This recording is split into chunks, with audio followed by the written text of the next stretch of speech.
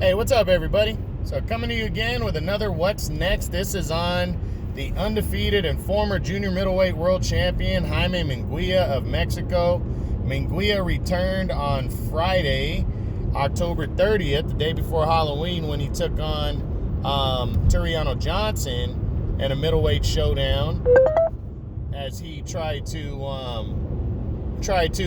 extend his undefeated streak and keep himself in line for a possible world title at 160 middleweight. This is his second fight in the middleweight division. He fought Spike O'Sullivan earlier this year and actually walked away with a nice victory, 11th round knockout win. He came back in that fight, in a fight that he was, it wasn't that he was losing, but it was surprisingly closer than many people thought it was going to be, that fight. So he actually fought really well and ended up scoring the knockout over O'Sullivan. So going in against Tureano Johnson, I said going into the fight that Tureano Johnson's a real middleweight. He's a good fighter. He's not great. He's nothing special, but you fight a guy who's top 15 to top 20, and especially in the middleweight division, this is why the middleweight division is one of the best divisions in boxing. It's currently my number 4 division in boxing. Might have to reevaluate that, but it's definitely still a top 5 division in boxing. And, there's a lot of talent there, and it's deep. And Munguia taking on Johnson ended up being a really good fight. They were going toe-to-toe chucking. And again, it was an eyeball test. I was watching it from afar, just kind of paying attention, seeing what was going on. And, it was a good action-packed fight. And in the 6th round, or it might have been the 5th round, Munguia landed a wicked fucking uppercut that split open Tureano Johnson's lip badly. I mean, that is one of the worst cuts. It might be top 3 in all of boxing. I've seen some bad shit happen in boxing. I think the grossest thing might have been Rockman's, when Holyfield and Rockman collided heads, and Rockman grew like a second head on top of his head. That was pretty nasty, but man, this was a bad one on Johnson's lip. It was caused by an uppercut, so the fight was ruled a TKO after Johnson could not continue, and Jaime Munguia wins, but it was an even fight. Munguia's getting hit, but you know what? I don't think Munguia minds that shit. He's that all Mexican style, but he packs a punch, and he's a big guy. He's bigger than those little guys that we're used to seeing over the years and growing up. Guys that throw a lot of punches, and the little dudes. He's a big middleweight fighting, trying to put himself in line for a world title in a second weight class, and he's young, and he's entertaining.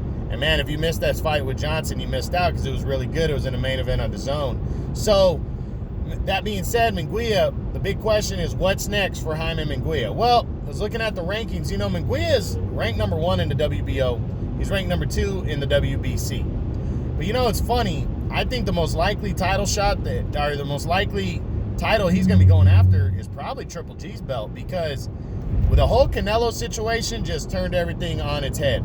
So, Munguia and Canelo were talking about later on down the road fighting, now that they were both with Golden Boy, since they were both with Golden Boy. Now that Canelo's not with Golden Boy anymore, kind of takes away a long-term option, but then again, it might not for Munguia, because Munguia now, I think he has a good opportunity of landing a Triple G fight for the IBF belt. Triple G is currently in December.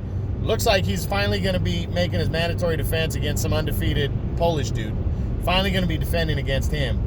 And then after that, he's going to be in optional mode. He can fight whoever he wants. Well, the biggest name, there's Jermall Charlo, who's also in optional mode. Would Charlo and Triple G want to get together? Or, Charlo might be looking at a Canelo fight now that Canelo looks like his first fight's going to be with the PBC and possibly on Showtime. He might be looking that way. So I think this opens the door for Triple G and Jaime Munguia. Munguia is currently ranked 9th in the IBF. So Triple G could fight whoever he wants, and Triple G might say yes because it's an easy fight to make. Springtime, the guys both ready to go. Munguia versus Triple G, man, that's a good fight right there. Young, old, 2 dudes that know how to fight, know how to box. Munguia's shown flashes of boxing. He had to against Spike O'Sullivan. That was entertaining and fun. And Triple G, we know, knows how to box, but he's getting older. So can he handle a guy like Munguia, a youngster who can hit? That would be an entertaining as hell fight right there, and it'd be a huge one for Munguia. So I think he's gonna push. To be honest, I think Oscar's gonna have him push for that fight right there. I really do. Other options for him though, if he's number one in the WBO, I think he might be waiting around to see if Demetrius Andrade moves up to super middle. And to be honest, I think it's very likely that Andrade moves up to super middle now. Now that Canelo's gone and that option's been taken away from middleweight completely, who else is there that fights for DAZN? That's a DAZN fighter with one of DAZN's, because DAZN has Golden Boy and they have Matchroom contracts with them. And he's with Matchroom. All the other guys with Matchroom, outside of Munguia, who doesn't really want to fight him, it doesn't seem that way anyways, all the other guys are up at 168 right now, super middleweight. So I personally don't believe that Munguia is going to want to fight Andrade next. So he's number one in the WBO. I think he might be waiting Andrade out for Andrade to make the move up to 168 to take on your Danny Jacobs, your Billy Joe Saunders, and your Callum Smith, because all those guys are with Matchroom. And I think those are makeable fights, and I think he's going to convince one of those guys to fight Andrade at 168. So that's my opinion right there. Andrade could always give that belt up and move straight into the number one contender status against Billy Joe Saunders. That was a fight that almost happened anyways. I think those two guys, personally, I think that's the second option for Munguia right there for what he could do next, is fight for the vacant WBO belt. Third option would be Jermall Charlo. He's ranked number 2 there. Charlo's made the mandatory against Derevyanchenko. He beat him. Derevyanchenko, the number one contender's out of the way. He's still ranked number 1 by the WBC. WBC hasn't updated their rankings yet. But I personally feel that, Munguia could move into a mandatory title shot there too against Charlo. But does Charlo want to take that fight? I think Charlo is in prime position right next to go after Canelo if Canelo's going to be fighting with the PBC. And I think Canelo might take that fight. I really do. I think Canelo's going to really explore his options. And I think a fight with Charlo is very, very possible. So Munguia, he could be going after a vacant WBC belt too.